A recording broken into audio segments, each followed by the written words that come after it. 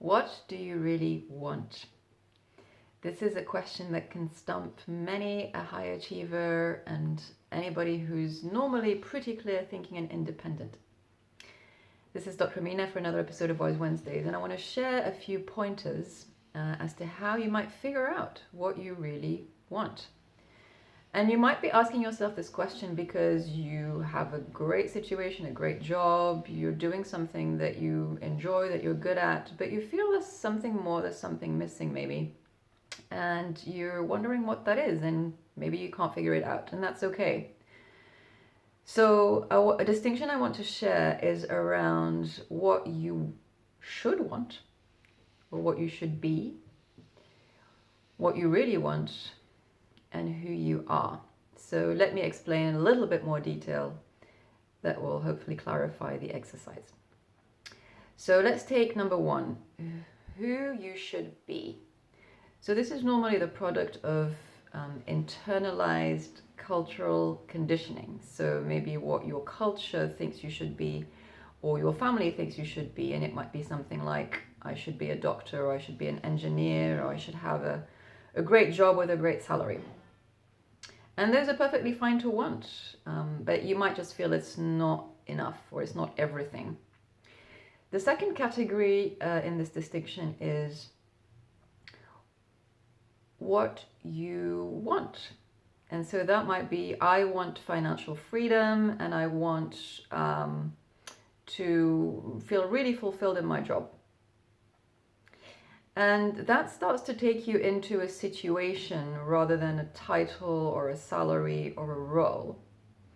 It takes you more into an experience. And it's something you might tell yourself consciously, which is in contrast to the third category, or the third question, which is, who are you really? And that's something that goes a little bit beyond what the conscious, logical mind can comprehend.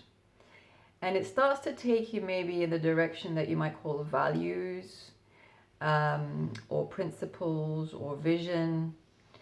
It's more of a right brain than a left brain thing. And it's something that you might clarify by asking yourself, what do you really care about? So you might say, I care about freedom, I care about kindness, I care about justice. And notice that these qualities, values, are independent of a specific situation or role, which then makes it easier to make decisions around what you should do, or what you want to do, or just what your next steps might be, even if you're not clear about the whole picture. And a little trick that you might find helpful in asking yourself these questions, especially the last one, is to slow down and not try to find the answer prematurely. Allow it to percolate, allow it to sit in your mind, and allow the answer to emerge when you're least expecting it.